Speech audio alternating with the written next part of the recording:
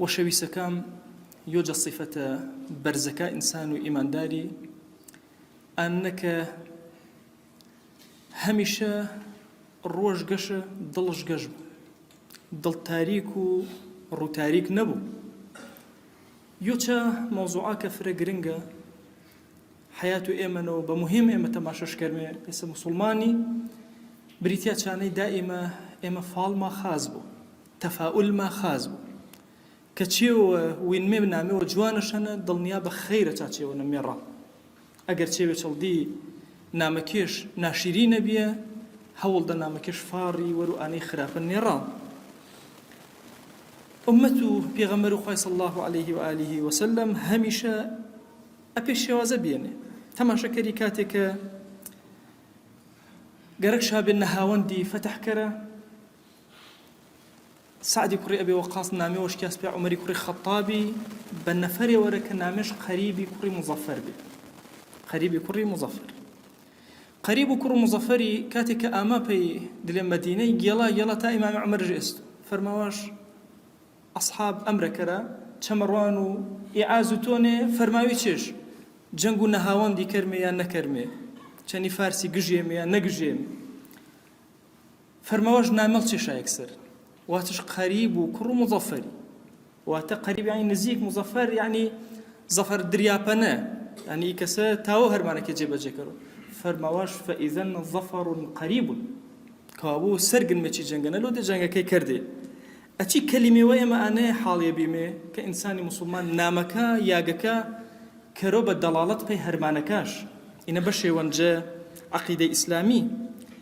محەممەد فاتح گولانە بێ ئاش گرجارێ بەرێش پێلا قەڵاو قوستەنتۆنیەی واچێ ڕۆڵەتۆ ئی قەڵەی گرت داگیر کەری ئی دیوارە گەورە گەورە گرت ماڕی ئایج عەجایبش ئێوەنە واچێ من چەنی ئینەوە پێکریەوە، بەڵام ئاش ئەنە گەژوینەنە و ئەنە دوور تەماشەکەرەوە پێی ئی زارۆڵەیشە واچێ بالقورآن والسلطان والسلاح ومحبة الناس. قورآن خوا سڵتەڵمەوە پەنە، قورآانی فرەوانە کوڕم خوا سڵتەڵمەوە پەنە، سیلاح و چەکەڵمەوە پەنە وەشەویستی دلێ خەڵکینە دروست بوونەوە تۆ فەتحشکەری و فەتحی چش کرد. یان نوڕەدین مەحموود زەنکی ئاما گەرەکش بە هجوم کەرۆپەی قودسی وەرو فەئل و مسلمانە و دڵوەشی مسلمانە منبەرێ فرە جوانش دروست کرد، واتش ئین منبەرە پێ قودسی دروست کردە. دما 20 ساڵە سەلاحەدین ئەیوبی سەر و ئا منبەرەوە دلێ قودسینە قوتبەشدا. ئینە پەنەش ماچە فەئل وەژوینی گەژوینی مسلمانی پێ ئایندەیش پێ چێڵمایش بەشێوە هەنجە وەقفی ئیسلامی.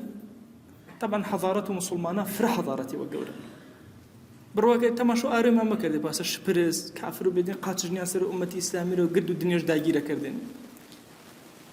ئومەت و پێغەمبەر و خوای صلی الله عليه و آله وسلم فرە بەرزن بڕوا کردێ کە کات تەماشۆ حەضارەتی ئیسلامی کەری بەس بەش وەقفیش وەقف یعنی سێ ئەمە وەزارەتێوەمان وەزارەت و ئەوقافی بەشێوەمە هەن وەقف کە مسلمانێ وەقف شاکردن پێی چێشی وەقف شاکردن. وەڵای کەوانیش و ئینجا گەورەی ئومەت و پێغەمبەر و خوای پێ بەرگن و کە چەند عەزیمە بێنەویشە جە چێشی کردن یۆ بەشێ جە وەقفی بریتیا جە تەفاؤلی بەشێوە جە وەقفی تەفاؤلە. فەرماوە یەک کۆمەڵ کەسێشە تەعینێ کردێ بنێ هەرمانشا چێشە بێ بەس کەسێ ڕوو جوانێ ڕووگەشێ قسە شیرینێ زوان شیرینێ هەرمانشە بەس ئینە بێ خەسەخانەکانە گێڵێنێ تەماشۆ نەوەشێکەرێنێ واچنە ماشا ئەڵڵا ئی کابرا هیزی فرە خراپێ ئارۆ وەز ئەشخاستەرن تەنها وەزیفەکەشە ئی نەبێ. تەماشەکەرە ئومەتی ئیسلامی ویرش جە چێشی کردن تەسەوەر کردێ ئارۆ نەچوار خەسەخانە شەڕ و پڕە و دیکۆراتی کریاوە بەڵام ڕۆحش نییە چەنە ڕۆح بیمارستان و مسلمانە پەڕا ڕۆح پەڕا وەشەویسی. فەرماوە ئینێ تەنها کاروبارەکەشە بریتی بەچینەیە فەئلی جوان کەلیماتی جوانێ کەسێ وەربژایە نامێش جوانە بۆ ڕۆژ جوانە بۆ شیرین بۆ دەموچەمش کراوە بۆ مەکین بۆ. فەرماوە سەر و نەوەشەکارە گەڵێنەوەی کەلیماتە واچێنێ وەرو ئانەی دڵ و دەروون و ئی نەوەشەیە زاڵ بۆ مل و نەوەشەکەی شەرە.